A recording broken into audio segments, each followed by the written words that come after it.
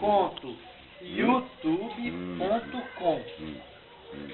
Fala aí, professor. Não dou conta, não. O senhor vai ficar famoso do Astônia. Armário. Daqui a pouco a Record vai entrevistar o senhor aqui, ó. Mas mentira da onde? Senhor Zé, qual o problema em falar? Fala, por favor. Eu não dou conta, não, rapaz. Ué, então fala, como é que o senhor consegue falar? Aí, então vamos ver se você dá conta de falar isso, ó. Lá em cima daquela serra tem um pé de imbubutano, tem imbu verde, imbu maduro, imbu seco e imbu secante. E você vai falar www.youtube.com. Que www. Nessa terra tem Palmeiras. Sério, fala, seu Zé. Pera lá. Vai, seu Zé, vai, www. Mas o que você acha que eu não dou conta de falar? Eu acho. Não dá. Então Mas pronto. Então fala aí, que deixa eu ver. Traga o carro, vai.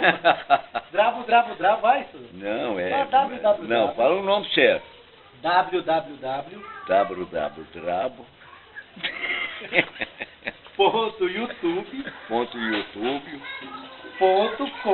.youtube.com. Agora fala tudo junto. Eu não dou conta, não. Vai? Não dá.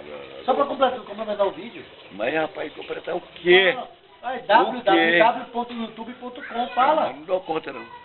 Se você pra pôr lá no YouTube, vai. Quem vai por YouTube? Você vai ficar famoso internacionalmente. Já por YouTube. Vai cantar com o Frank Sinatra. Nem internacional eu pode falar, ele não vai falar não, já põe isso no YouTube. Ele já serve pra pôr no YouTube. Aí ele vê lá e vai falar www.youtube.com, vai. Não dou conta não, rapaz. Desliga ele, ué. Já desliguei. Como é que é? www.com. Isso, .youtube.com. Ponto YouTube e quanto.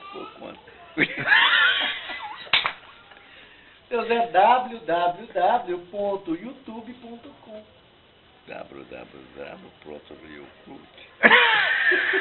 Não é Orkut, rapaz. youtube.com. Em outubro.